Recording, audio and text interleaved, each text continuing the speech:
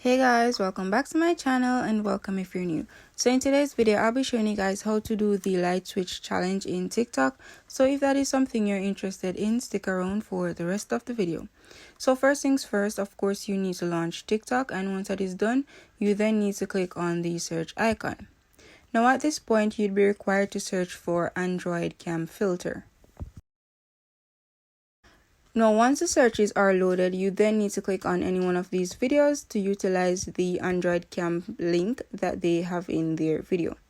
So once you click on the link, you then need to click on try this effect, but to make the link more accessible, you can add it to your favorites for future reference. So once you click on try this effect, you would then need to record whatever it is that is in front of you for about 6 seconds, because that is a transition point where you hear the words light switch.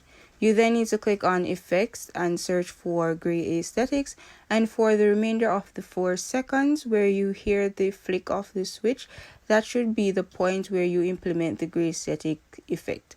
So this is pretty much the end result of the video after recording the gray aesthetics for the 4 seconds.